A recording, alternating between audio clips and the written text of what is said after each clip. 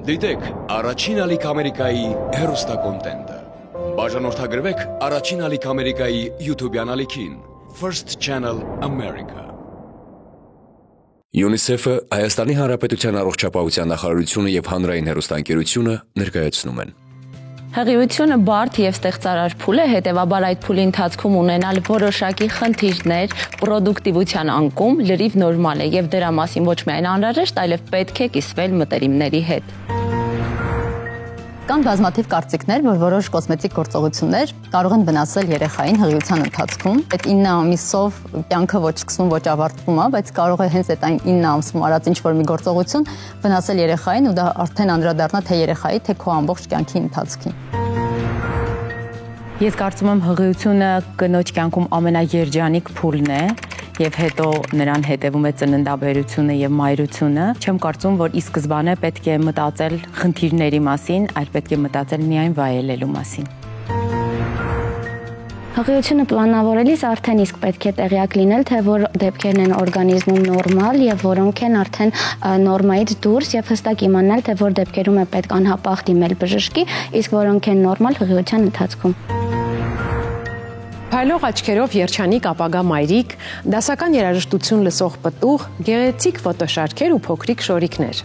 Այո, հղիությունը կարող է լինել այդպիսին, բայց կարող է եւ ընթանալ բազում անհարմարություններով, ցավերով ու անհանգստություններով։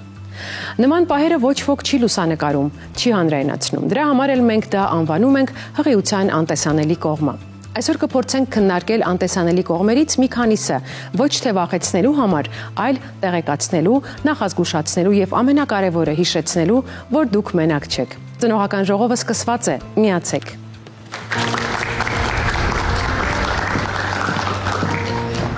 Բարև ձեզ, հարգելի մայրիկներ, շնորհակալ եմ շատ, որ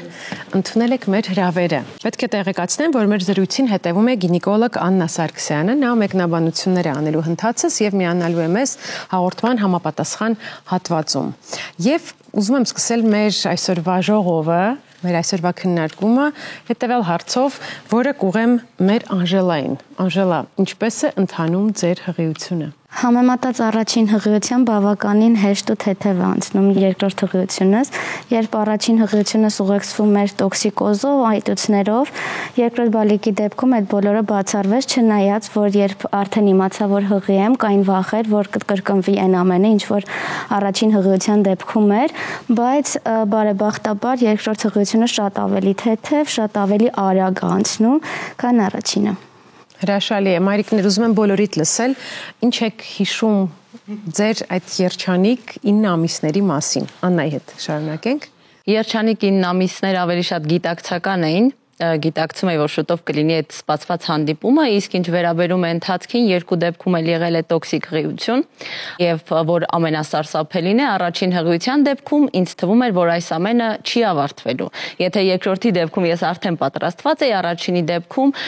ֆիզիկական վիճակի վատթարացմանակից ինձ մոտ եկել էր հոգեբանական դեպրեսիվ վիճակ, ինձ թվում էր, որ ես այլևս երբեք առաջվանը չեմ լինի։ Սաբետ, ինչ կասեք։ Ես շատ երկար եմ սպասել այդ հղիությանը, շատ 10 եւ ավելի տարիներ։ Իմ հղիությունը եկավ ամենաանսպասելի պահին։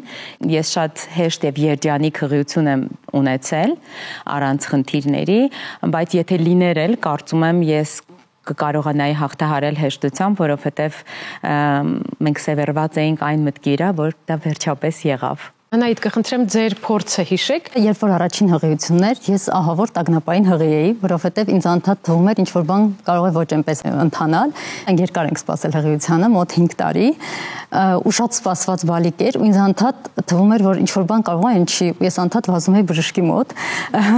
թե ուզիների, թե սկրինինգների, ես ամեն ինչ մի քանի անգամ եմ անցել, շատ մանրամասն։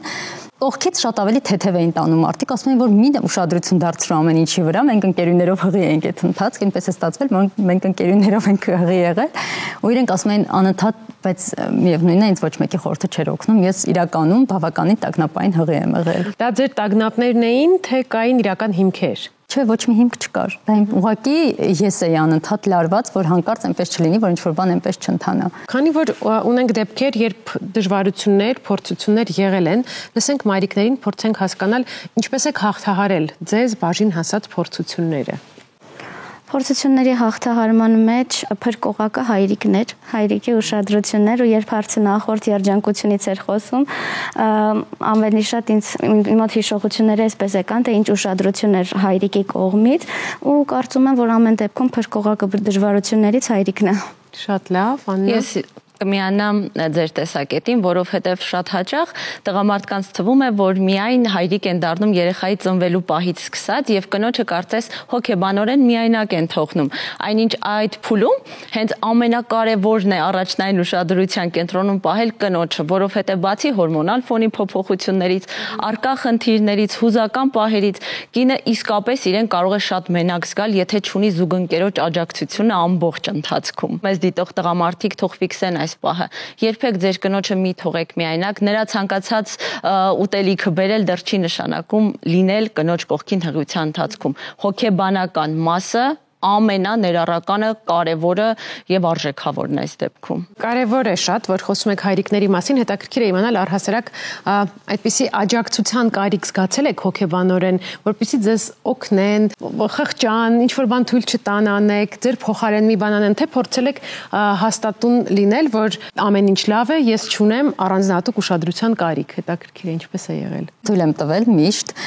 որովհետև ես ինքս էի վախենում, որ հանկարծ կարող ինչ որ բան այնպես չանեմ ու վնասեմ։ Դրա համար եւ ծնողներն են շատ օգնել, երբ որ կարիք եղին ընկերներ ցանկացած հարցում, եթե օրինակ ինչ որ բան պետք էր անել նույն գործնական առումով ու մտածում ենք օրինակ պետք է գնանք հեռու տեղ ու ես չէի ուզում գնալ այդ ճանապարհը, ինձ միշտ ասում են որ խնդիր չկա, մենք այդ հարցը կլուծենք, դու կարող ես տանը մնալ, այսինքն բոլորն են օգնել, ոչ միայն ընտանիքը, այլ նաեւ մոտիկ ընկերներ, ընկերուհիներ միշտ աջակցել են։ Հրաշալի է։ Բնական է, որ կա բժշկին դիմելու հստակ ժամանակացույց, հստակ ժամկետներ եւ պետք է այս կամ այն ստուգումը անցնել, հետաքրքիր է ինչպես եք վարվել, գնացել եք բժշկի մոտ ըստ անհրաժեշտության, այ Անահիտն ասում է, որ պատեհ ու անպատեհ առիթով գնացել է, պահել եք այդ ժամանակացույցը, թե գնացել եք ըստ ձեր զգացողությունների, Սաբետ, ինչպես եք Ես պահել եմ այն ժամանակացույցը, որը բժիշկն էր ինձ թելադրում, ես ընդհանրապես բժիշկների չգնացող մարդ եմ, ինձ կապում էր բժշկի հետ նորից այն իմ երջանիկ զգացողությունը, որ հիմա եւս մեկ անգամ մոնիտորի վրա կարող եմ տեսնել իմ բալիկին, մենք կարող ենք վայելել նրա շարժումը, ներսում ինչ որ նոր սրտի բաբախը լսել, ինչ որ նոր մի բան լսել այն աշխարհից, որտեղ մենք չկանք եւ ինքը կա, բայց մենք չունենք հասանելիություն այնտեղ։ Ես շատ սիրում էի սոնոգրաֆիայի օրերը։ Իսկ մնացած քննությունները իհարկե երբեմն տհաճությամբ, երբեմն հաճույքով, բայց ամենահաճելի օրերը իհարկե սոնոգրաֆիայի օրերն են, երբ որ կոնտակտ ունեիր բալիկի հետ։ Բնականon ընթացքով հղիության դեպքում, երբ որ ունենք հղիության բարդություններ, շատ կարևոր է այցելել բժշկի եւ նախածննդյան այցերը պետք է լինեն առնվազն 8-ը, որոնցից մեկը պետք է լինի առնվազն մեկը պետք է լինի հղիության առաջին եռամսյակում, հղիության երկրորդ եռամսյակում ցանկալի իրականացնել առնվազն 2 այց մանկաբարձ գինեկոլոգին եւ արդեն հղիության երրորդ եռամսյակում անհրաժեշտ է իրականացնել առնվազն 5 այց եւ այս այցերը շատ կարևոր են հղիության բնականon ընթացքը ապահովելու, ինչպես նաև հայտնվող կամ հնարավոր բարդությունները վաղ հայտնաբերելու եւ ճիշտ վարելու ու բուժելու համար։ Մեզ դիտում են մայրիկներ, ովքեր հիմա գուցե առաջին անգամ են անցնում այս ճանապարհը։ Ես կխնդրեմ, որ եւ ձեր փորձից, եւ ձեր ընդհանուր գիտելիքներից, նաեւ դիտարկելով շրջապատը, փորձենք թվարկել այն հիմնական փոփոխությունները, որ տեղի են ունենում մայրիկի հետ ու նաեւ մի փոքր դիսկոմֆորտի զգացողություն են բերում։ Գլխապտույտ, սրտխառնոց, մի քիչ էսթետիկ փոփոխություններ եղունգների, մազերի, այդ ուծվող ոտքեր, ինչ է եղել ձեզ հետ եւ ինչ է ձեզ հայտնի։ Չնայած բոլոր խնդիրներն, որոնք լինելու են, դրանք լինելու են ինդիվիդուալ։ Հետևաբար ամեն մեկը իր փորձն ապրելիս արդեն կիմանա ինչպիսին են հենց իր խնդիրները, բայց շատ կարևոր է գիտակցել նպատակը, հանուն ինչի են դրանք արվում, երեխային պատկերացնել այդ ամբողջ ընթացքում, որը ստիմուլ է տալիս ահավոր եւ միանշանակ գիտակցել, որ ժամանակավոր բնույթ է կրում ամեն ինչ։ Ես ասեմ հակառակը, իմ դեպքում հղիության ընթացքում ամեն ինչ շատ ավելի լավ էր, քան երևի մինչ հղիությունը, թե մազեր, թե եղունգներ, բայց այդ ամեն ինչը փոխվում է երեխայի ծնվելուց հետո։ Այ առաջին 3 ամիսը մազերը սկսում են թափվել, եղունգները սկսում են ջարդվել։ Այդ ժամանակ դու սպասում ես, որ դա պիտի լինի հղիության, իմ դեպքում կոնկրետ, պիտի լինի հղիության ընթացքում, բայց այդ ամեն ինչը իմ մոտ սկսվել է երեխան ունենալուց հետո, օրինակ։ Անժելա, դուք հենց հիմա այդ փոփոխությունների շրջանում եք ու արդեն կարող եք համեմատել նաև առաջին հղիության հետ, ինչ է տեղի ունենում հիմա։ քանի որ արդեն գիտակցումը կա, որ շուտով կարիերայում դադար է լինելու, այնպես որ 9 ամիսների ընթացքում մաքսիմալ օպտիմալ եմ աշխատել ու առավելագույնին եմ հասցրել արդյունքները։ Այսինքն ինքնազգացողությունը չի խանգարել աշխատելուն։ Չէ, մոտիվացիան ավելի շատ է։ Հոգեբանական աջակցությունը եւ օգնող ձեռքերի առկայությունն անչափ կարեւոր են հղիության ընթացքում։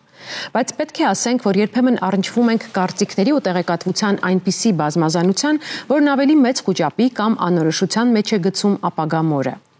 Ես պնդում եմ, որ այստեղ դարձյալ մեծ դերակատարում ունեն մեզանում արմատացած, բայց գիտական որևէ հիմքից զուրկ համոզմունքները։ Այդ համոզմունքների թոփ եռյակը կազմելու համար դուրս ենք եկել մեր երկրի տարբեր քաղաքների ու գյուղերի փողոցներ։ Ահա եւ արդյունքը։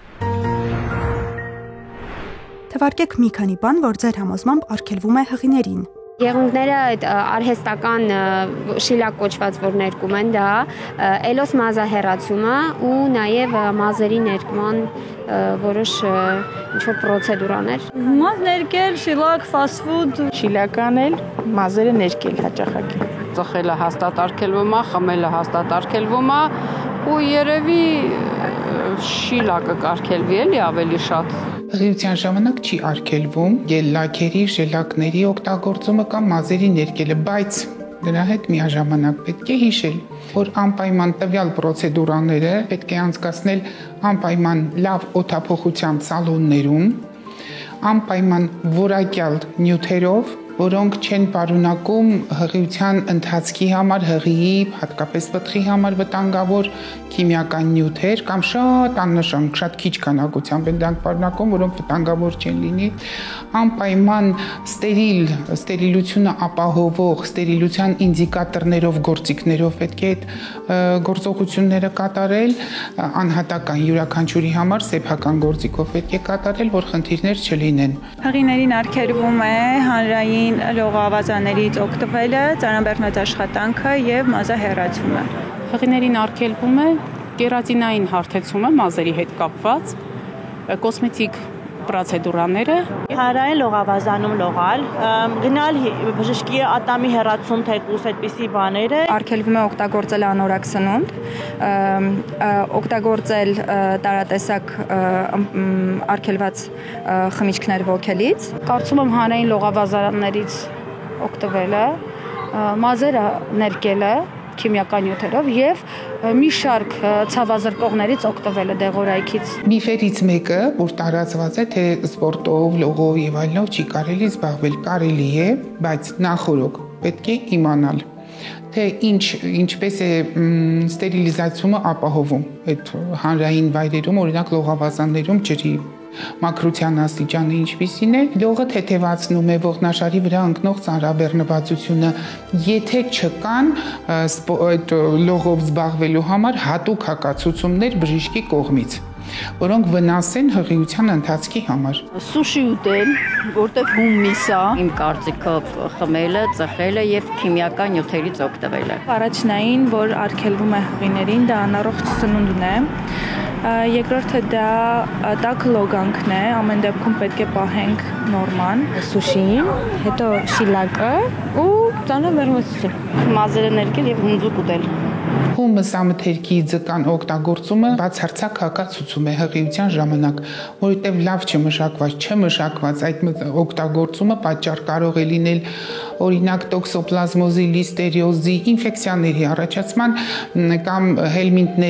ճիճվակրության պատճառ կարող է լինել, որը վնասակար է եւ պտղի համար եւ բնականաբար հղիի համար։ Հակացուցված է։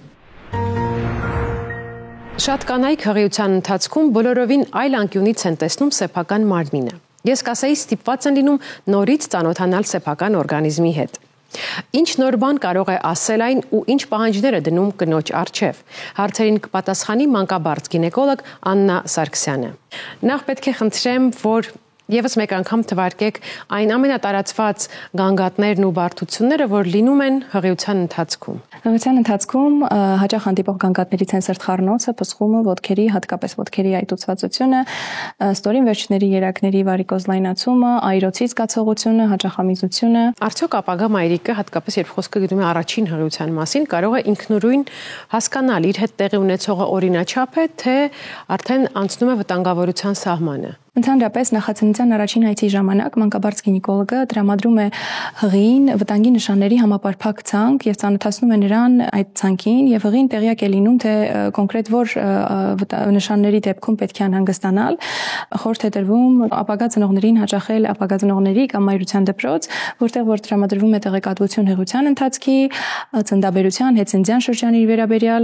այս շրջաններից յուրաքանչյուրում սպասվող փոփոխությունների վերաբերյալ, այսպիսով ծնողները կարողանում են առավել պատրաստված լինել հղիությանն սպասվող փոփոխություններին եւ ճիշտ ժամանակ դիմել օգնության ու ճանաչել վտանգի նշանները։ Շատ լավ, իսկ հիմա առաջարկում եմ մեր զրույցը շարունակել մայրիկների հետ, տեղափոխվենք տաղավարի համապատասխան հատված, համեցեք։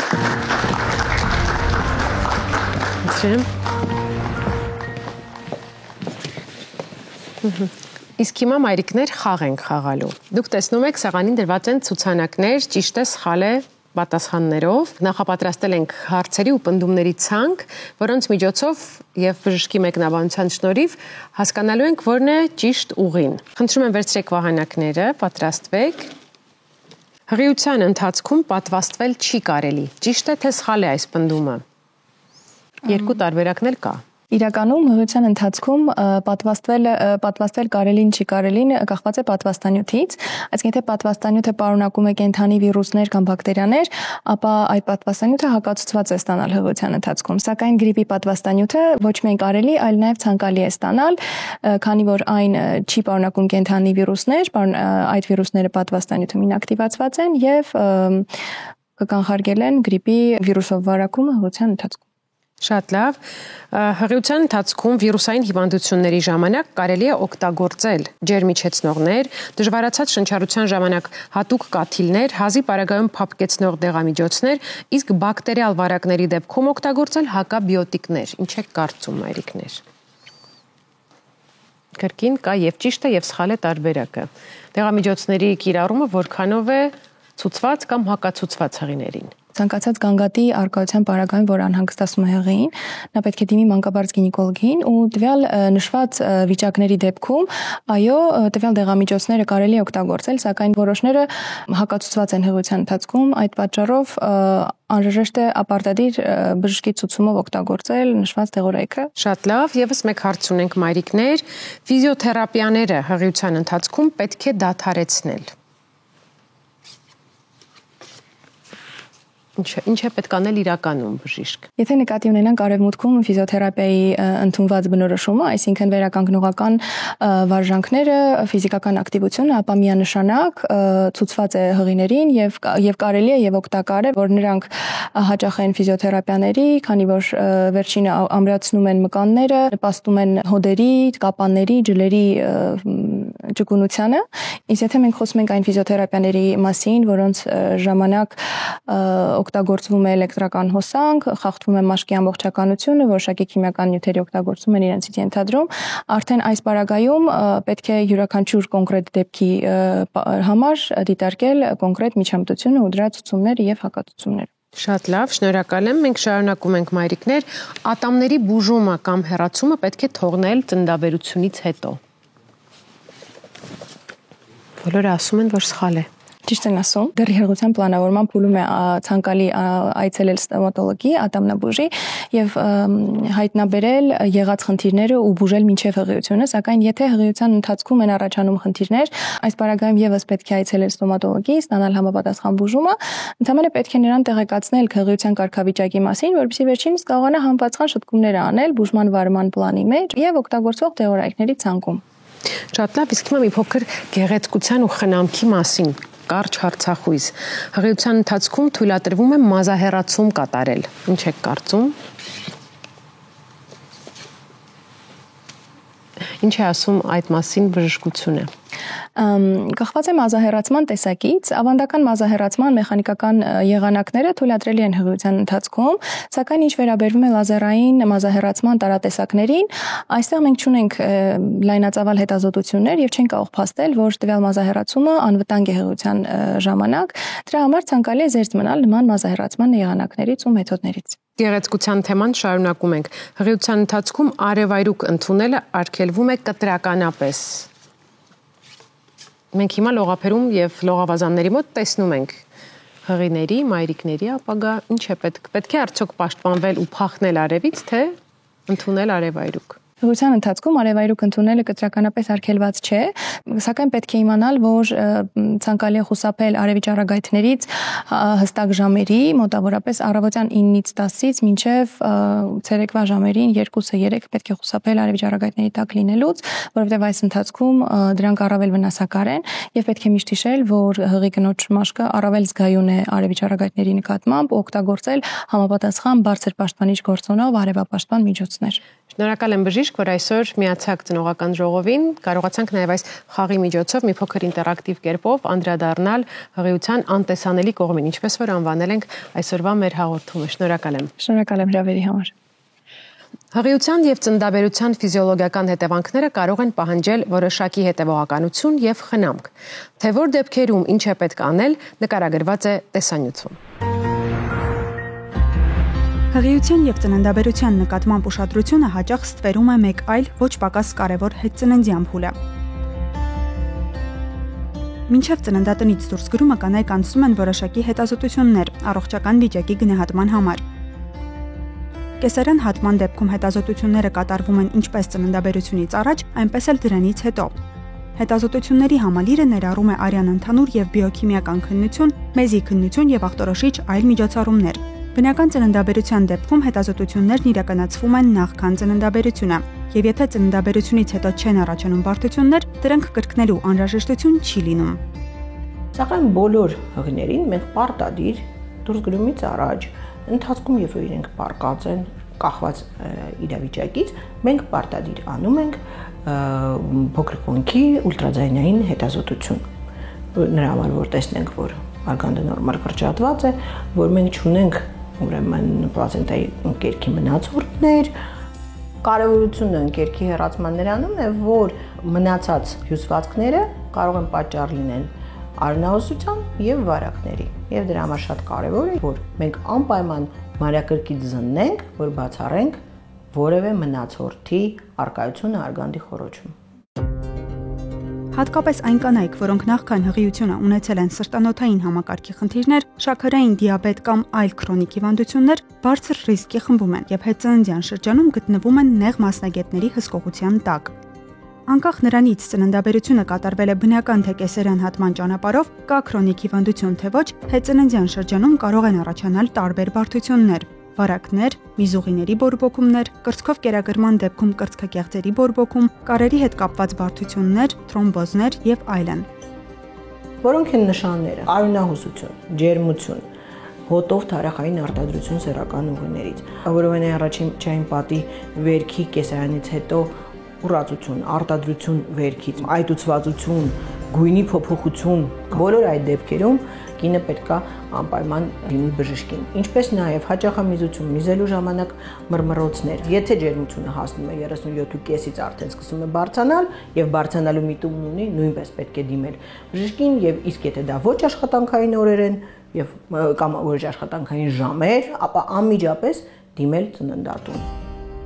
Կեսարյան հատման կամ հեշտոցային պատրվածքից հետո կարերի խնամքը պահանջում է հատուկ ուշադրություն։ Այն իրականացվում է հաշվի առնելով օրգանիզմի առանձնահատկությունները։ Մինչ բուժհաստատությունից դուրս գրումը խնամքն իրականացվում է հակասեպտիկ լուծույթով, իսկ հետագայում, եթե չկան բարդություններ կամ թարախային արտադրություն, խորհուրդ է տրվում կատարել ամենօրյա խնամք, հետևելով բժշկի ցուցումներին։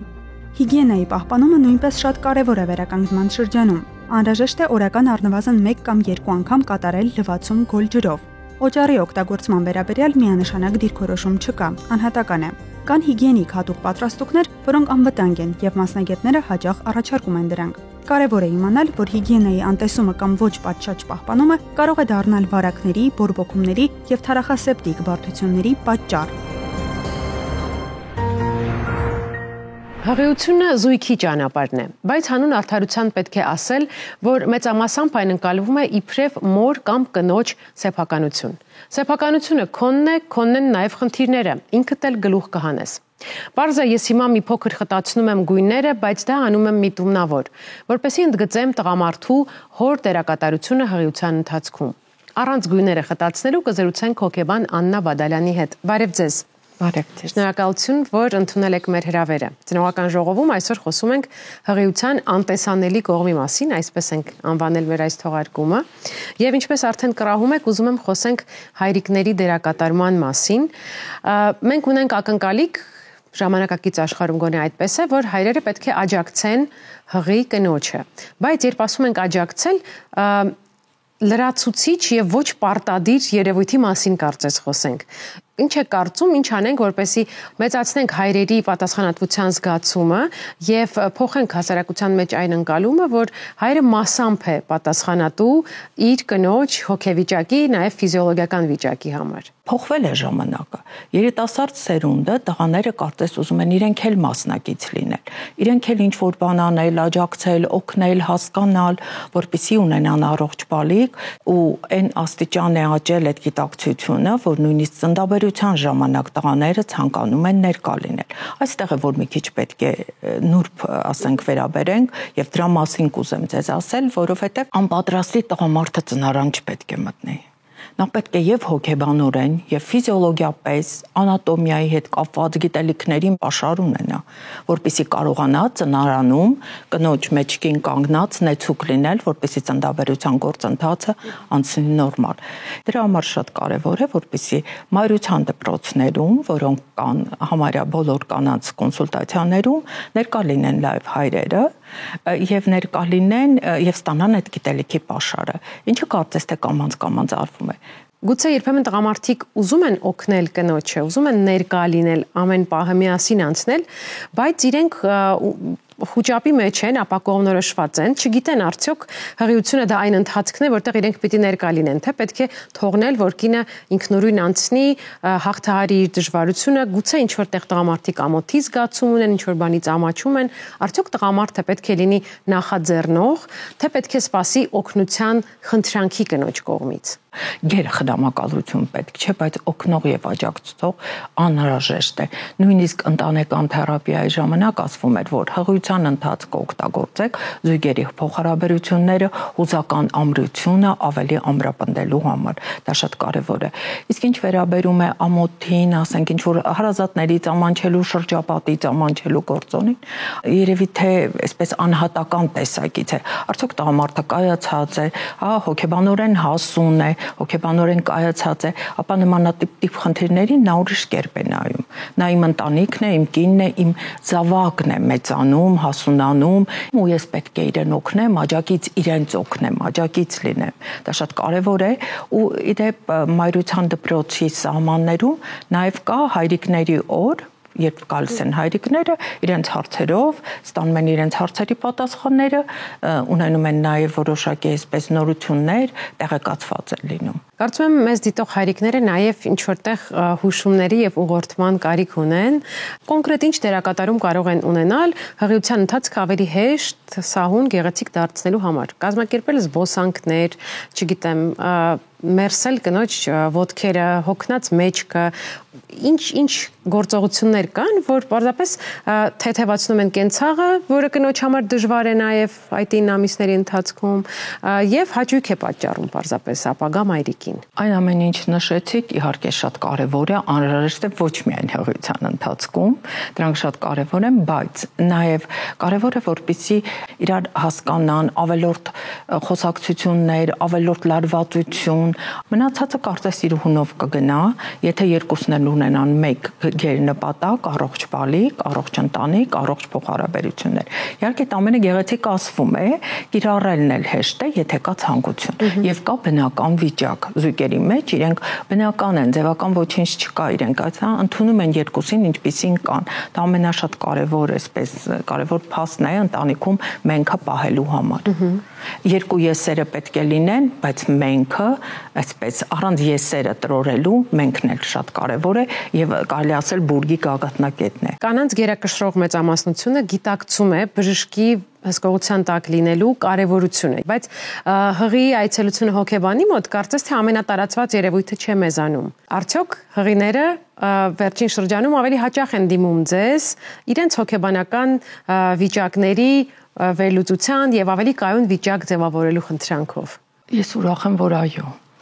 Շատ այդ մշակույթը կարծես եկավ հղիության ընթացքում դիմել հոգեբանի, ոչ թե նրա հետ կապված, որ իրենք ունեն խնդիրներ, նաև նրա հարցեր, որոնք կարող են ապագայի հետ կախված լինել կամ ինչպես անեն, որ հղիությունը դառնա իրենց կյանքի լավագույն շրջանը։ Ու դա շատ կարևոր է, շատ լավ է, գալիս են զույգերով, իրենց հետաքրքիր է քայլ առ քայլ, ինչպես պահպանեն իրենց հուզական կայունությունը, ինչպես հաղթահարեն դժվարությունը, ինչպես հաղթահարեն վախը ծննդաբերությունից,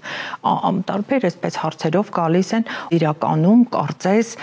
գիտակցության այդ աստիճանը արդեն կա, որ հղիությունը հիվանդություն չէ,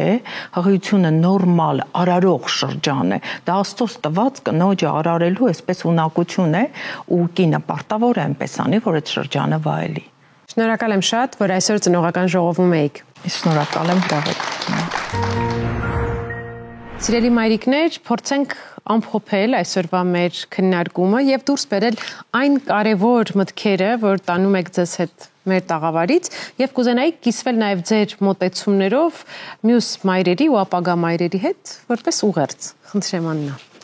Կուզեի հիշենք, որ ցանկացած կին ինդիվիդուալ է, ցանկացած հղիություն եւս, թեկուզ նույն կնոջ մոտ մեկից ավել հղիությունները։ Հետևաբար կարելի է լսել ինչ-որ մեկի փորձի մասին, բայց պետք չի չափազանց մոտ ընդունել սրտին եւ ապրել սեփական փորձը։ Գիտակցեք, որ դա ժամանակավոր է եւ դա հանուն ամենաթանկ նպատակի է, այնպես որ ամեն բան կանցնի, կշտկվի եւ դուք կանցնեք ձեր բնականon կյանքին։ Ես չեմ ուզում անդրադառնալ խնդիրներին, խնդիրներին կամ ինչ կարող է լինել, որովհետեւ մենք երբեք չգիտենք ինչ կարող է լինել։ Այդ պահին, այդ երջանիկ իրավիճակում պետք է վայելել եւ պետք չէ որ հղի կինը զրկի իրեն աշխատանքից այդ շրջանում ասելով թե ես չեմ կարող, ինձ չի կարելի, ամեն ինչ կարելի է, սպորտով զբաղվել չափի մեջ, ես ինքս յոգայով եմ զբաղվել եւ իմ յոգայի սկիզբը հենց հղիության ընթացքում է սկսվել եւ հղիությունը սա իսկապես մի երջանիկ փուլ է, որ չարժի ոչ մի բանից զրկել, ինչը քեզ հաճույք է պատճառում։ Հրաշալի է, շնորհակալ եմ Անահիտ։ Ուզում ասել, որ ինչքան էլ ինքնուրույն մարդ լինես, միևնույնն է երբեմն ինչ-որ օգնություն խնդրելու կարիք է լինում եւ պետք չէ երբեք դրանից վատ զգալ եւ նաեւ դա պետք չէ դարձնել գործիք, որպեսզի քո մտերիմներին, ընտանիքի անդամներին մանիպուլացնել, այլ ուղղակի վայելել հղիությունը, օգնության դեպքում դիմել օգնության, իսկ երբ որ ինքնուրույն կարող ես ինչ-որ հարցեր լուծել, ինքնուրույն դու քո հարցերը լուծես, այսինքն ապրել լիարժեք կյանքով։ Շնորհակալ եմ Անժելա եւ կարծում եմ որ այն ինչ դուք կասեք ամենապատկերավորը կլինի, որովհետեւ հենց հիմա դուք ապրում եք այդ ընթացքը, այդ զգացողությունների մեջ եք։ Պետք է մաքսիմալ դրականը քաղել ես ընթացքից ու պահել են հիշողությունները, որոնք որ քեզ հետ կլինեն ամբողջ կյանքում, ինչպես նաև բալիկին կփոխանցվեն, թե ինչպիսին է եղել, չգիտեմ, ցանկացած իրավիճակում մայրիկը, երբ ինքը դեռ ընդամենը փորիկում էր եւ ինչպիսին է հենց ինքը եղել փորիկում, այնպես որ ներդաշնակությունը ինքդ քեզ հետ կարծում եմ, որ հենց ամենակարևորն է ընթացքում։ Ասվածին ես էլ կհավելեմ, հղիությունը միայն գեղեցիկ ֆոտոշարքերի, գենդեր փարթիների, մանկական պարագաների գնումների եւ սենյակի կահավորման մասին չէ։ Անհրաժեշտ է, որ մայրիկը լինի առողջ, ունենա բժիշկ, որին վստահում է, շրջապատված լինի ամուսնու ու հարազատների հոգատարությամբ։ Սիրելի ապագա մայրիկներ, ուղիղ ասեք ձեզ շրջապատող մարդկանց ինչպես օգնել ձեզ։ Շարունակեք այն նախասիրությունները, որոնք ձեզ բերում են բավարարվածության եւ երջանկության զգացողություն, եթե բժիշկը իհարկե չի արգելում։ Սնվեք առողջ ու չափավոր, զբոսնեք մաքուր օդին, հետևեք, որ առողջ քուն ունենաք։ Քիչ հետևեք լրահոսին, կրճատեք էկրանային ժամանակը։ Կարդացեք, դիտեք, լսեք մայրությանը վերաբերող նյութեր բացառապես հեղինակավոր աղբյուրներից։ Եթե որևէ բան անհանգստացնում է ձեզ, խորհրդակցեք ձեր բժշկի հետ։ Սիրելի մայրիկներ, շնորհակալ եմ շատ, որ ժամանակ գտաք ու միացաք այսօր այս կարևոր քննարկմանը։ Կարծում եմ հաճելի էր եւ օգտակար երկուստ եք։ Իսկ հաջորդ ծնողական ժողովը ճիշտ 1 շաբաթից է։ Առաջին ալիքի եթերում։